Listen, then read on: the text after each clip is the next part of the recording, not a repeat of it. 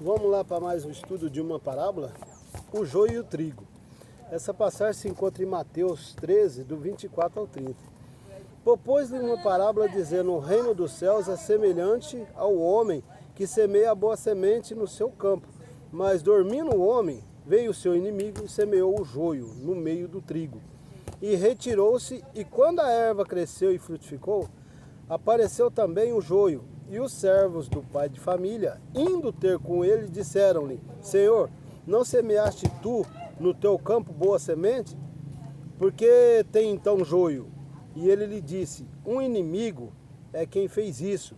E os servos lhe disseram: queres, pois, que vamos arrancá-los? Porém eles lhe disse: não, para que ao colher o joio, não arranqueis também o trigo com ele. Deixai crescer ambos juntos até a ceifa. E por ocasião da ceifa, direi aos ceifeiros: colhei primeiro o joio e o atai-o em molhos para queimar, mas o trigo ajuntai-o no meu celeiro. Essa palavra encontra apenas no evangelho escrito por Mateus. O seu conteúdo está entre o versículo 24 e 30.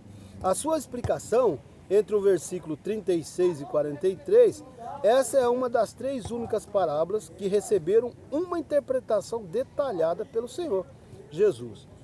Explicou que essa parábola dizendo que o que semeia a boa semente é o Filho do Homem, o próprio Senhor Jesus. O campo é o mundo, a boa semente são os filhos do reino. O joio são os filhos do maligno, o inimigo que semeou é o diabo. A colheita é o fim dessa era. Os ceifeiros são anjos e nessa parábola Jesus inicia um elemento que repetidas vezes passa a ser usado no evangelho de Mateus, que é: o reino dos céus é semelhante a... Fazendo alusão com isso a vários exemplos que ensinavam as lições acerca do reino de Deus. Essa parábola é contada após a parábola do semeador. Entretanto, há uma diferença de interpretação entre a parábola do semeador e a parábola do joio e o trigo. Na parábola do semeador, todas as sementes são boas, representam a palavra de Deus. E nessa parábola há duas qualidades de semente: uma boa, os filhos do reino, e a outra má, os filhos do maligno. Curiosamente, nessa parábola, a boa semente não representa a palavra de Deus, mas sim as pessoas que se converteram pela semente da parábola do semeador. Na parábola do semeador, temos o semeador apenas Jesus. Nessa parábola, temos dois semeadores, Jesus e o diabo.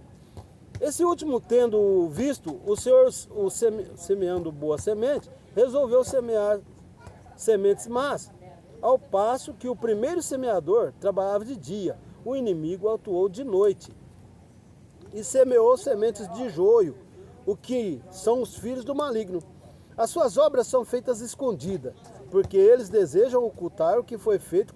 Curiosamente, o maligno aparece na interpretação de ambas, versículos 19 e 39.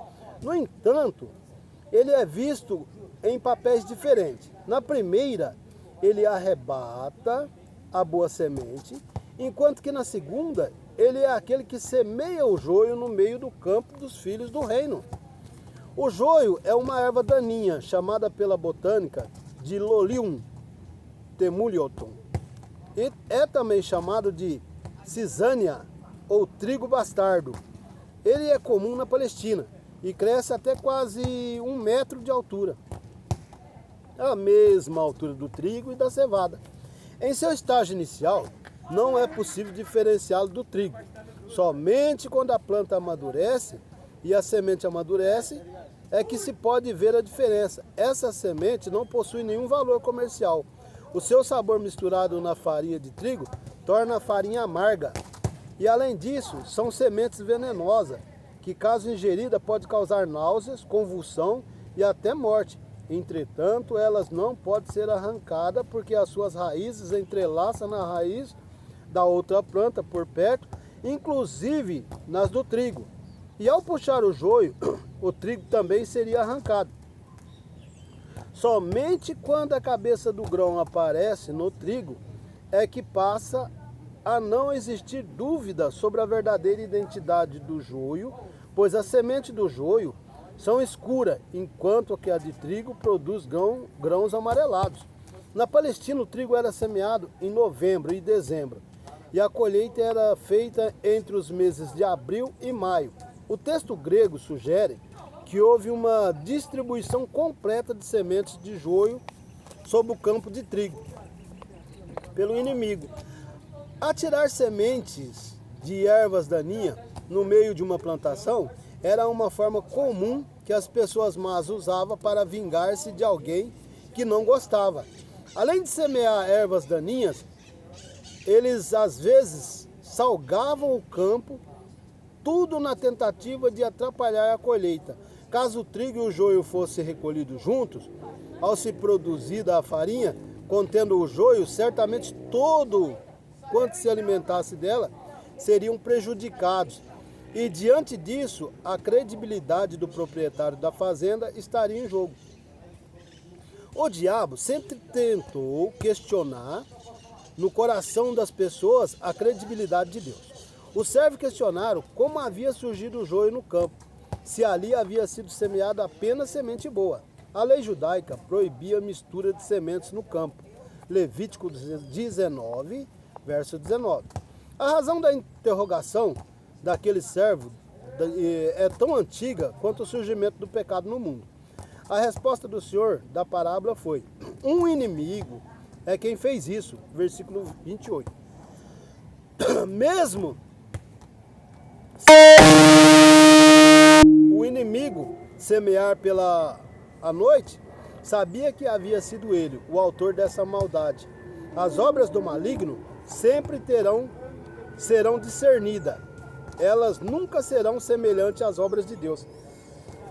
Entretanto, se os servos não procurassem a orientação do seu senhor, eles teriam arrancado o joio ao percebê-lo crescendo no campo. O inimigo que havia semeado a erva daninha também desejava isso. Ao puxar o joio, o trigo seria arrancado prematuramente e toda essa colheita de sólidos resultados que ainda estava sendo gerado teria sido perdida. A semeadura do joio é uma tentativa de frustrar a colheita do amanhã, que o inimigo não quer que aconteça. Curiosamente, Jesus fez uma comparação desta lavoura ao reino de Deus, destacando que nesse território, tanto o trigo como o joio estava crescendo, ou seja, nem tudo que cresce junto ao reino é do reino. O crescimento nem sempre é sinal de que a origem foi do Senhor, pois o joio também havia sido semeado pelo maligno. Ironicamente, ambos crescem juntos. O crescimento não é uma característica somente do trigo. O joio também cresce, só não se aproveita os seus frutos. O texto deixa claro que o dano foi feito enquanto os homens dormiam.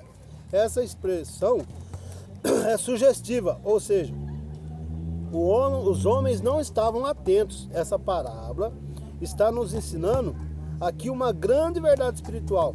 Esse sono aqui não se refere a um sono físico, mas sim ao perigoso sono espiritual que nos impede de enxergar e discernirmos as ações do maligno.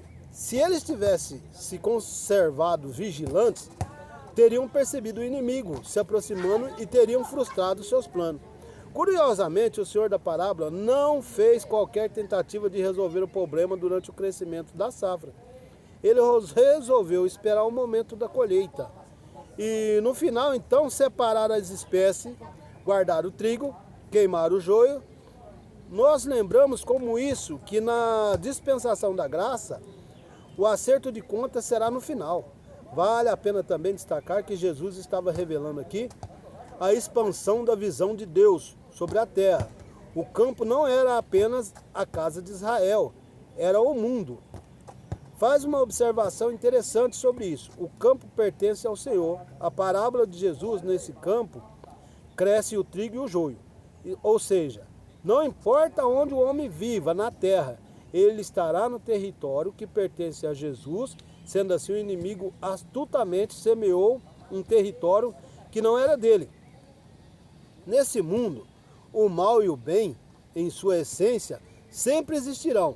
Não há como excluir o mal. Sempre conviveremos com ele no mundo. Infelizmente, o mal também cresce no campo da vida. Entretanto, pode ser consolados pelo Senhor através da mensagem dessa parábola, pois haverá um dia em que o mal será destruído e o bem habitará para sempre com o Senhor. Outra observância que precisa ser feita é que a explicação da parábola de Cristo diz que o campo é o mundo e não a igreja. Devido assim, a parábola não está tratando diretamente de pessoas que são joio ou trigo na igreja, mas sim pessoas que são joio e trigo no mundo em geral. Entretanto, isso não impede também que a realidade dessa parábola seja perceptível na igreja. Agostinho, por exemplo, dizia: a comunidade cristã é um corpo misto, onde não há mistura de cristãos verdadeiros, indivíduos que apenas fizeram mas que não foram de fato regenerados, por isso não serão contados entre os salvos. Ambas as classes de pessoas estarão juntas na igreja até o fim. Thomas de La Fuente afirma que, por exemplo, que não se deve lançar fora da igreja os possíveis falsos cristãos, pois é fácil cometermos algum equívoco nesse julgamento. Interessantemente, Jesus não considerou na parábola que o trigo corresse perigo com essa situação. Não é para sempre a boa semente e o joio estarão misturados. Virá o tempo da separação, quando os anjos e não os homens irão recolher o trigo e distribuir o joio.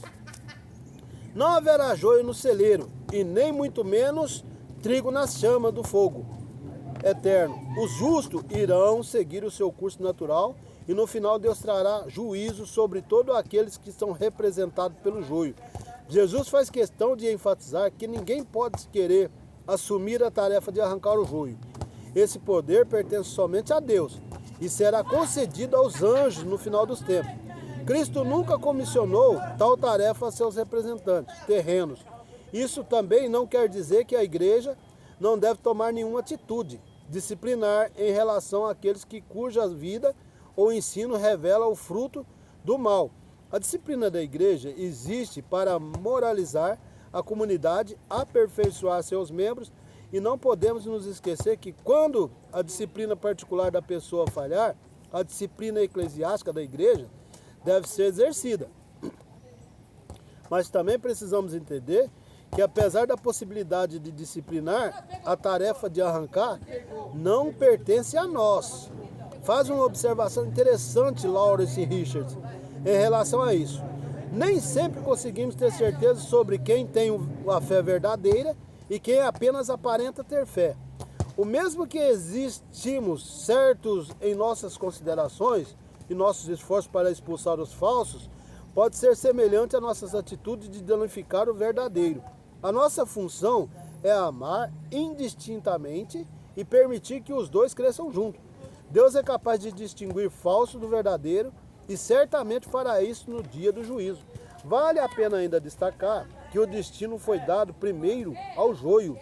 Talvez a razão de Cristo mencionar a queima do joio, em primeiro lugar, é que a consumação do século, os ímpios receberão a sua recompensa antes que os salvos receberem a deles. Por último, em sua explicação sobre o joio, Jesus classificou como os filhos do maligno, não como planta, mas sim como pessoas, e foram esses os que Satanás semeou entre os filhos do reino. Curiosamente, há cerca de um ano, acusou abertamente os líderes judeus de serem filhos do diabo. João 8, 41 a 44. Mostrando com isso que os líderes judeus, engessados pela religiosidade da época, buscavam prejudicar aqueles que de fato estavam dispostos a se tornar filhos de Deus. É até aqui essa parábola. A explicação é essa, meu irmão. O joio e o trigo estão crescendo junto, mas vai chegar o dia que será arrancado, e não é eu e não é você. Os anjos do Senhor fará a colheita.